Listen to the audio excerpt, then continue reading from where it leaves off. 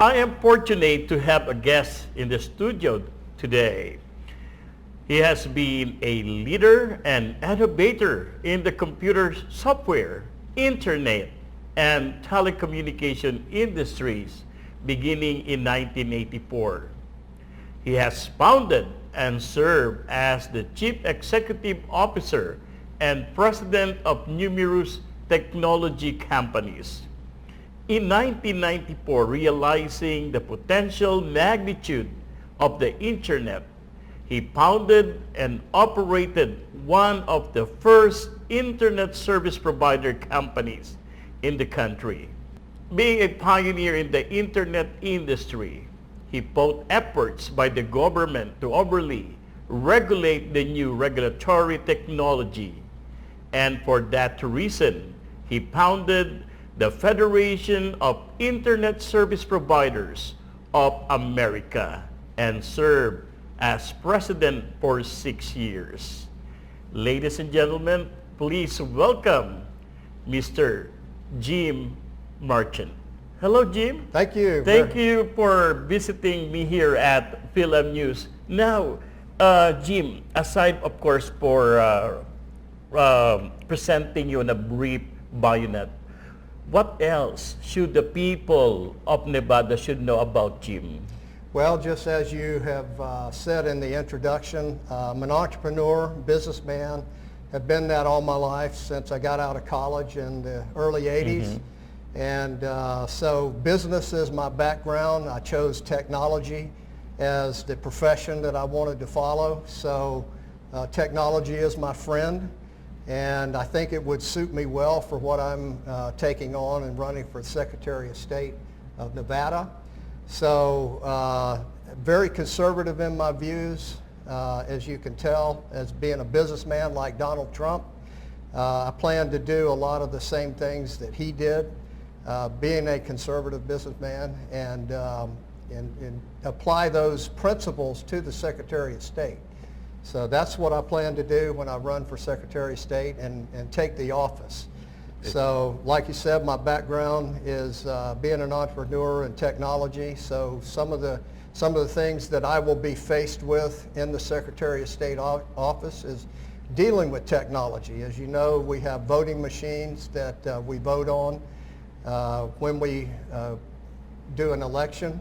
So I will use my experience that I have in the technology industry to make sure that using those machines, it will be fair and transparent. And my goal is, one of the goals is to possibly look at maybe eliminating the machines until we can guarantee that we have a fair election using them. Wow, that's great. Now, why are you running for the Secretary of State?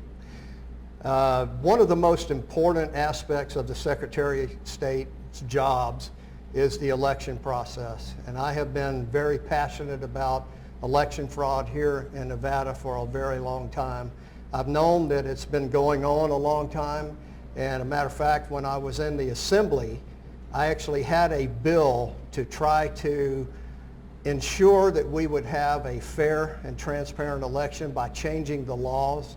And so it's something that I'm passionate about and want to change. I don't think that we can have a country if we don't have a true and fair election. And I think that's very important, and that's what I will be concentrating on. Among the other duties, there are a lot of other duties of the Secretary of State, but I think the most important one is to ensure that we have a fair and transparent election. And I think that it requires somebody that has the life experience like we've discussed. Been a businessman, entrepreneur. I've had to make tough decisions in my own business, and then also being an elected official in the Assembly here in Nevada, I know what needs to be done. And so that's why I'm running for Secretary of State, because I want to clean up our broken election system here in Nevada once and for all. Well, that's great. Yeah. Now, it's connected to my next question. Why do you think you're the best candidate for the Secretary of State? Well, I think that because I'm a businessman, just like Donald Trump, we know what Donald Trump did. as president, right? I mean, we all love what he did for us, and I think I can bring that to the office, as well as the experience. And so my opponents come from different backgrounds. One of them is an attorney, and I think, no offense to all my attorney friends out there, I had to deal with a lot of them in the industry, and they don't have the vision that I think is needed to be in this office. Another one is a media guy. Do we really want somebody from the media controlling this office? And another one is a career politician that basically is in bed with very liberal organizations that basically, when I was in the assembly, wanted to extract more money out of the people, and as taxpayers, they wanted more taxes. So I think that I bring more of the Donald Trump mentality to the office, and that's what I plan to bring to it. So. Wow, that's great.